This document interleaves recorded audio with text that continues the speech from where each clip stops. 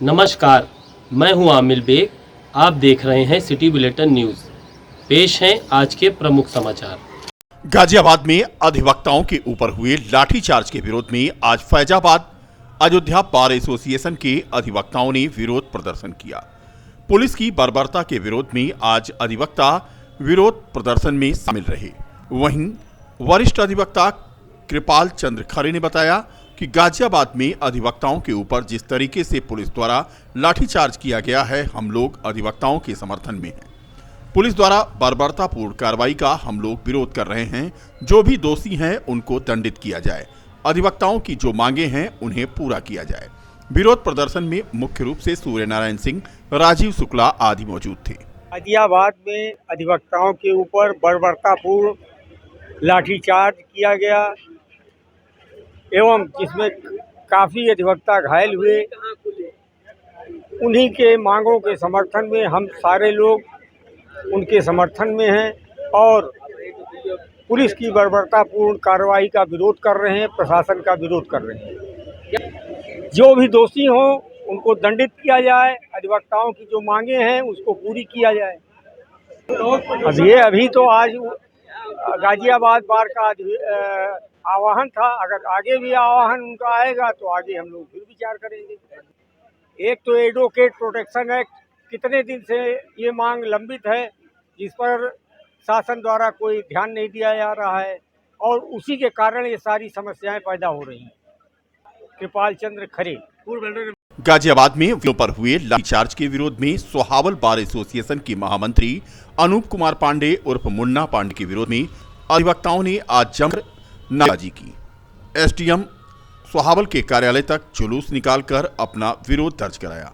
जुलूस में कोषाध्यक्ष सुरेश कुमार, एडवोकेट शिवनंदन, राजकुमार यादव, अंजनी दुबे, दुर्गेश श्रीवास्तव, बैजनाथ पांडे आदि अधिवक्ता मौजूद थे। कहना है कि गाजियाबाद जनपद में वहाँ के जिला जज के द्वारा जो अधिवक्ता साथियों पर हमारे लाठीचार्ज करवाया गया और उनका उत्पीड़न किया गया, उसके खिलाफ हम लोग एकजुट होकर आज यहाँ पर अपने सोहावल तहसील में हम लोगों ने अपना जुलूस निकालकर और गाजियाबाद जिला प्रशासन, गाजियाबाद जिला जज और वहाँ के पुलिस प्रशासन की निंदा करते हुए विरोध स्वरूप हम लोगों ने अपना जुलूस अपनी तरफ से जुलूस निकाला और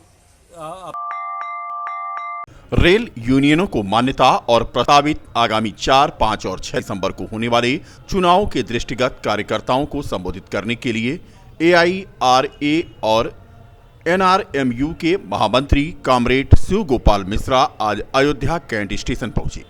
यहां उपस्थित सैकड़ों यूनियन कार्यकर्ताओं को उन्होंने संबोधित किया। पत्रकारों से बात करते हुए उन्होंने कहा कि इस यूनियन की मांग रही है कि एक यूनियन में एक यूनियन होनी चाहिए, जिससे रेल उद्योग व इसमें कार्य करने वाले लोगों की समस्याओं के निदान और विकास और समय समय पर बिना विलंब चर्चा कर उस पर कार्रवाई की जा सके। विगत लंबे समय से गारंटीड पेंशन को मांग पर सरकारी कर्मचारी आंदोलनरत रहे। 24 अगस्त 2024 को प्रधानमंत्री और JCM में मध्य संपन्न हुई चर्चा और उसके बाद यूनिफाइड पेंशन स्कीम की घोषणा और रेल कर्मचारियों समेत समस्त सरकारी कर्मचारियों में पुरानी पेंशन स्कीम की तर्ज पर अंतिम वेतन में 50% को पेंशन और 60% पारिवारिक पेंशन और न्यूनतम 10,000 प्रति माह की गारंटी की घोषणा से उन्हें सामाजिक और आर्थिक सुरक्षा की गारंटी प्राप्त हुई रखा था, जिसमें मेरे साथ मैं शिव गोपाल मिश्रा हूँ, ऑल इंडिया रेलवे फेडरेशन और नार्दर्न रेलवे यूनियन का महामंत्री हूँ। मेरे साथ हमारे नार्दर्न रेलवे यूनियन के लखनऊ मंडल के मंडल मंत्री साथी RK पांडे, मंडल अध्यक्ष विभूति मिश्रा, हमारे जोनल सेक्रेटरी ARF के SU शाह और जो हमारे स्थानीय साथी हैं यहाँ के फैजाबाद के साथी अश्विनी तिवारी, हीरा लाल, तो ये सब लोगों ने उसमें भागीदारी की।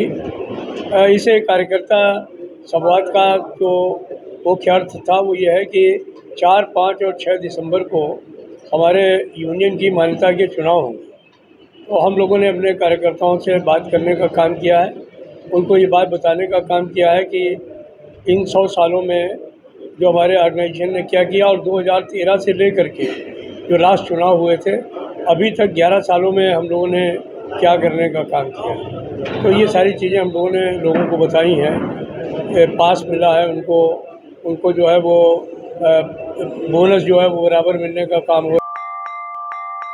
परिषदीय उच्च प्राथमिक विद्यालयों कक्षा 6 से 8 के छात्र छात्राओं में जिज्ञासा आधारित शिक्षा को बढ़ावा देने, वैज्ञानिक मनोवृत्ति का विकास करने, प्रयोग के विभिन्न अवसर उपलब्ध कराने तथा विज्ञान की प्रकृति, प्रक्रियाओं और विधियों की सम्यक समझ विकसित किए जाने के उद्देश्य से राष्ट्रीय आविष्कार अभियान कार्यक्रम का आयोजन आज कंपोजिट विद्यालय डाभासेमर के प्रांगण में किया गया।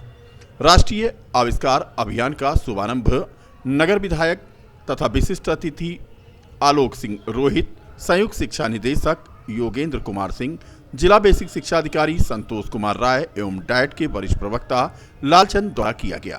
कंपोजिट विद्यालय डाभासेमर के प्रांगण में बच्चों द्वारा सरस्वती वंदना और स्वागत गीत प्रस्तुत किया गया।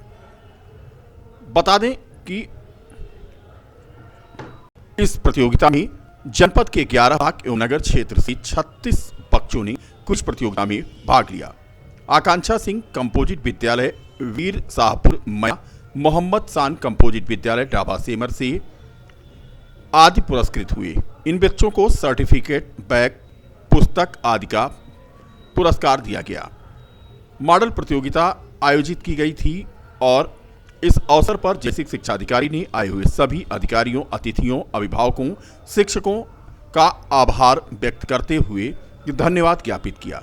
निर्णायक मंडल में जीआईसी एवं जीजीआईसी तथा डाइट के प्रवक्ता मौजूद रहे। इस मौके पर जिला समन्वयक और शिक्षा अधिकारी एसआई की भूमिका महत्वपूर्ण थी। ये राष्ट्रीय आविष्कार अभियान के अंतर्गत बच्चों में वैज्ञानिक मनोवृत्ति को बढ़ावा देने के लिए और एक क्रिटिकल थिंकिंग डेवलप करने के लिए गवर्नमेंट ऑफ इंडिया की पहल है, जिसमें परिषदीय विद्यालयों में जो उच्च प्राथमिक विद्यालय हमारे हैं उसमें पढ़ने वाले बच्चों को इसमें एक क्विज प्रतियोगिता और विज्ञान प्रदर्शनी के माध्यम से वैज्ञानिक मनोवृत्ति का विकास किया जा रहा है। स्कूल के लेवल पे प्रतियोगिताएं कराई गई, उसके बाद विकास खंड लेवल पे कराई गई। आज जनपद स्तर का कार्यक्रम है। इसमें हर ब्लॉक की जो सर्वश्रेष्ठ टीमें हमारी हैं वो आपने अभी देखा कि क्विज प्रतियोगिता में यहाँ पे पार्टिसिपेट की और विज्ञान प्रदर्शनी जैसा कि बच्चे अभी अपना मॉडल बना रहे हैं उसका जो मूल्यांकन कमेटी वो निरीक्षण करके उनको देगी और यहाँ पे जो अच्छा परफॉर्मेंस करने वाले सभी बच्चों को हम लोग यहाँ पे पुरस्कृत करेंगे। उद्देश्य ये है कि इन बच्चों को एक बेहतर मंच प्रदान किया जाए ताकि वो जीवन में अच्छा कर सकें और अन्य बच्चों को भी प्रेरणा मिल सके, विशेष रूप से वैज्ञानिक मनोवृत्ति के विकास के लिए। तो उसी का एक कार्यक्रम आयोजित किया गया। गुजरात से राम भक्तों का दल रामलला के लिए उपहार लेकर अयोध्या पहुंचा।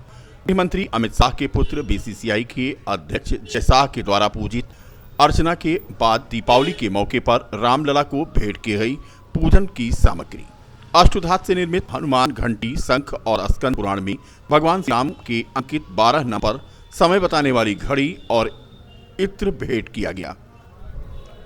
गुजरात के जय भोले ग्रुप द्वारा ये वस्तुएं भेंट की गई। हम गुजरात से आए हैं, टोटल 9 लोग आए हैं और गुजरात के जो 51 शक्तिपीठ में से एक शक्तिपीठ है श्री आरासुरी अंबाजी माता देवस्थान, वहां पे माँ का हृदय स्थान है और जो हृदय स्थान है वहां से हमने, अगर बात की जाए 22 जनवरी की, तो जब इसकी प्राण प्रतिष्ठा हुई थी तो तब हमने वहां से अजय बाण अर्पण किया था और इस बार रामलला की पहली दिवाली है तो पहली दिवाली पे हम लोगों ने, हम जय भोले ग्रुप की ओर से है और श्री आरासुरी अंबाजी की ओर से हम ये एक विशेष घंटा जो हनुमान जी है जो जिसके सेवक है तो उनकी सेवक मुद्रा से हमने ये 7 मेटल से बना हुआ घंटी जो आरती के समय गर्भगृह में रहती है वो हम बना के इधर रामलला को दिवाली की ओर से हम लेके आए हैं।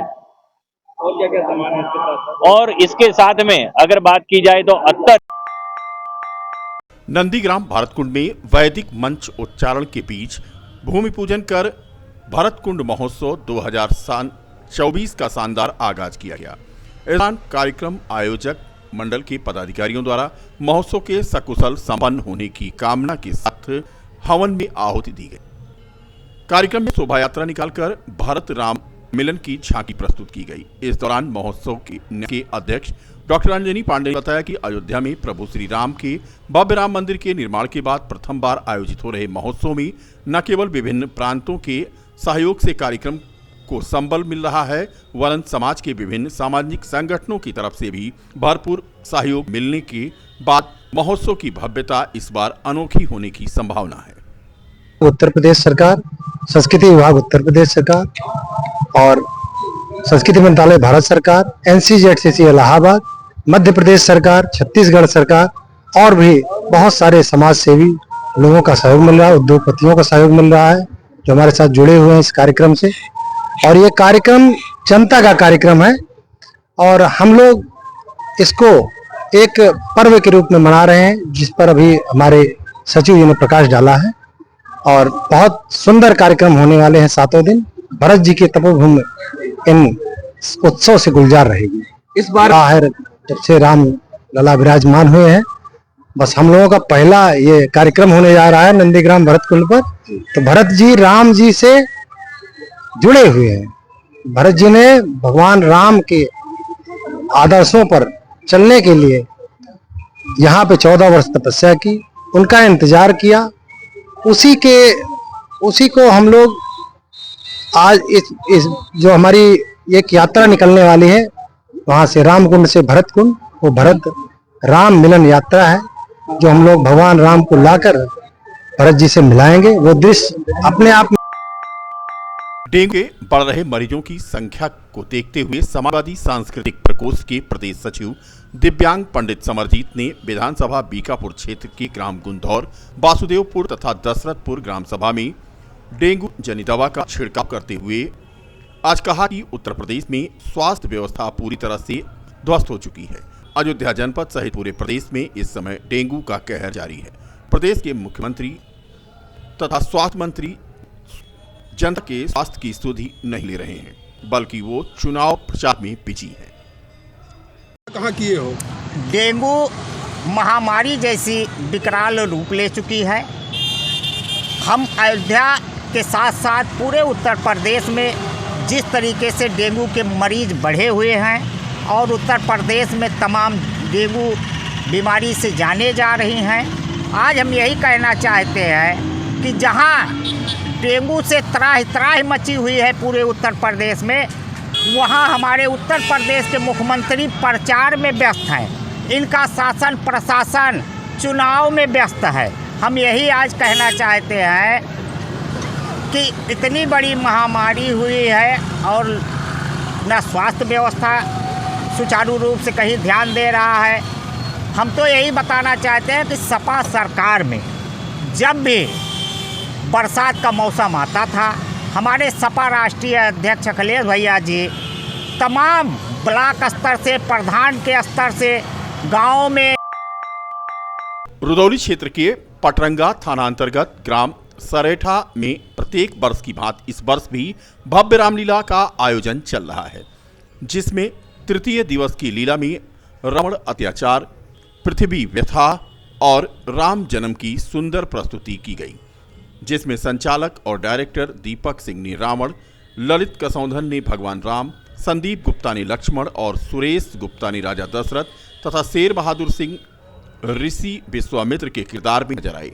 लीला की खासियत समस्त रामलीला कलाकारों द्वारा संपादित धुन पर आयोजित प्रस्तुति रही। श्री राम के जन्मोत्सव में क्षेत्र के राम नरेश मिष्ठान भंडार के द्वारा यहां पर अपना सहयोग प्रदान किया गया।